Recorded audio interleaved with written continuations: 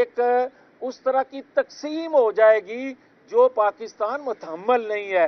तो मेरी आखिर में ये गुजारिश होगी कि जो लोग समझते हैं और कह रहे हैं पिछले 2-4 दिन से कि फ़लाँ इत्तेहाद फ़लाँ से, फ़लाँ इत्तेहाद फ़लाँ से कहा जा रहा, हम तो खुशी बना रहे हैं। और अगर कोई ये समझता है कि बाकी जमातों को इकट्ठा किया जा रहा है तो हमारे लिए ये कोई नई बात नहीं है।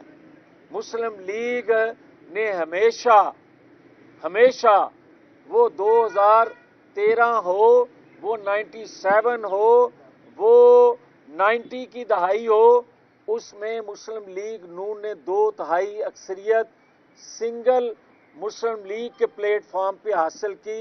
इस दफ़ा भी इंशाअल्लाह ताला हम 2/3 अक्सरियत लेंगे।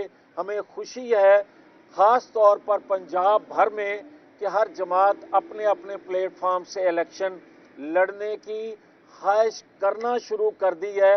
हमें खुशी है कि अपने अपने प्लेटफॉर्म से वो लड़ें। पंजाब में हम किसी के साथ इत्तेहाद नहीं कर रहे। जो आईपीपी के साथ बातचीत चल रही है उस पर क्या पेशरफ्त अब तक हुई है? आपने तो 2 टोक एक ऐलान सा कर दिया है, तो इस पे क्या फर्दर होगा?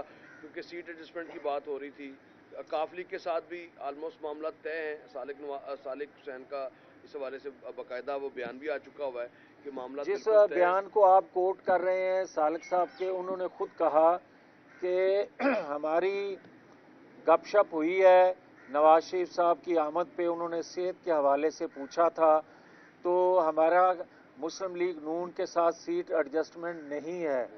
तो बिल्कुल मैं उनको सपोर्ट करता हूं उनके ख्यालात को कि जो वो कह रहे हैं। हम तो समझते थे कि 2-3 सीटों पे, मगर उन्होंने कहा कि हम अपने प्लेटफार्म से इलेक्शन लड़ेंगे, तो हम उनको वेलकम कहते हैं। हर जमात को करना चाहिए। और जहां तक इस्तेहकाम पार्टी का तल्लक है तो हम किसी तौर पर भी इस्तेहकाम पार्टी के साथ पंजाब में सीट एडजस्टमेंट नहीं करने वाले। साहब, आपने तनकीद का निशाना बनाया अदलिया को, लेकिन आपने कभी इसके ऊपर इजहार नहीं किया कि इसी अदलिया ने जो है 50 रुपए के कागज के ऊपर मियां साहब को बाहर जाने की इजाजत दी और बहुत सारे केसों के अंदर बरी मैंने किसी इदारे को तनकीद का निशाना नहीं बनाया।